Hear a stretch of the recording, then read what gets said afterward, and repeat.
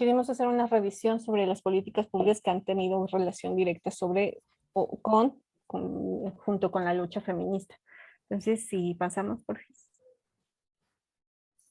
esto era como lo que ya hicimos, nuestro ejercicio, ¿no? De darnos cuenta en qué medida el poder está en nosotros y en qué medida está en otros y en qué medida también se articula a través de esto de políticas públicas. La que sigue. Cuando hicimos nuestra primera sesión en aquella en donde analizábamos este relato de las tres olas, les planteaba yo este cronograma en donde había una revisión hacia las legislaciones en nuestro país, ¿no? Entonces hablábamos de que pues entre la segunda y la tercera ola había habido un gran avance en cuanto a los derechos promulgados, sobre todo en educación, en presencia política y en derechos sexuales de la mujer. Esta es la cronología de México en cuanto a las mujeres, su acceso a la educación secundaria, su acceso a la educación universitaria, incluso el reconocimiento de la primera mujer graduada en medicina, ¿no? Que fue incluso más temprano de lo que sucedió en Estados Unidos, cuando se legisla la igualdad de salarios, que también es importante, ¿no? La igualdad de salarios está decretada desde la Constitución que actualmente nos rige, desde 1917. El derecho al voto se gana en 1953. Y bueno, entonces todo aquí va muy bien, ¿no? Bueno, yo lo pensaría así, pues vamos bien. En este año 1975 se da la primera conferencia sobre la mujer a nivel internacional. Y lo que va a pasar ese año es que México es la sede internacional de esta primera conferencia, que es desde la ONU, ¿no? Se da como ciertos países se agrupan como una conferencia como tal, y son miembros de un órgano que va a regular la igualdad entre hombres y mujeres a nivel internacional. En esta primera conferencia se habló sobre la integridad corporal y el control de las mujeres sobre su capacidad reproductiva, ¿no? Entonces, repasamos, hay un gran avance en cuanto a los derechos de la mujer en educación, en presencia política y en derechos sexuales. Entonces, justamente en los 70s, el milagro mexicano, el milagro feminista, pues entra como en una crisis importante. Pasamos a la que sigue. Va a haber un tema que pues es una herida nacional, ¿no?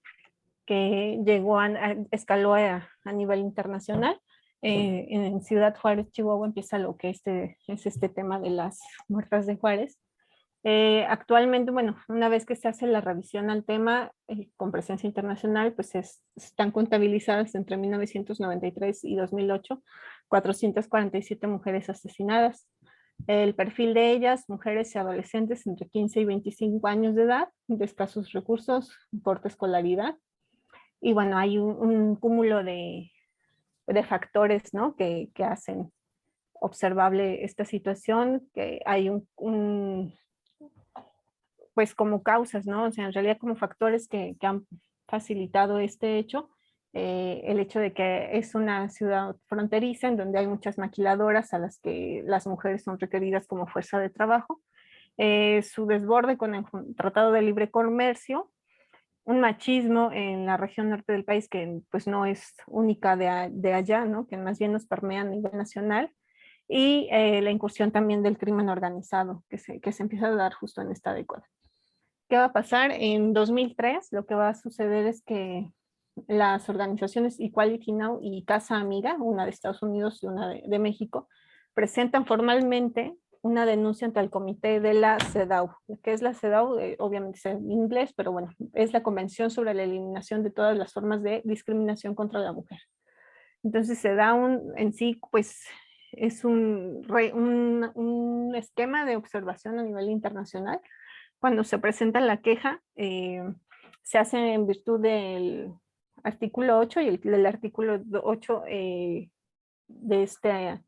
esta convención lo que estipula es que es posible la intervención internacional con aceptación de los Estados miembros de la convención. Si México ya se había afiliado desde el 75 a la convención, pues estaba sujeto a aceptar la intervención internacional. Entonces, efectivamente, se mandan 2 observadoras y en 2004 se le entrega al gobierno mexicano el reporte de las expertas, ¿no? de lo que está pasando en Juárez. La siguiente, porfa. ¿Y qué va a hacer el gobierno mexicano? Tiene un año para trabajar, bueno, digamos, entre comillas, un poco trabajar, más bien como que hace una revisión de, pues, qué es lo que está pasando, y a mí me llamó mucho la atención porque lo que hace el gobierno mexicano es, a nivel internacional, eh, dar una respuesta definitiva sobre lo que está pasando en Ciudad Juárez. Y si se dan cuenta, este párrafo a mí me dejó, pues, muda, porque un poco cruzada de brazos, porque lo que hace es reconocer lo que está pasando y que seguramente no solo pasaba en Juárez, sino en todo el país. Dice, en suma, los homicidios de mujeres en Ciudad Juárez representan un atentado a los derechos humanos de las mujeres, cuyo origen se encuentra en arraigados patrones culturales de discriminación. El problema se vio agudizado por la falta de capacidad humana y financiera de las autoridades para atenderlo de manera oportuna y efectiva.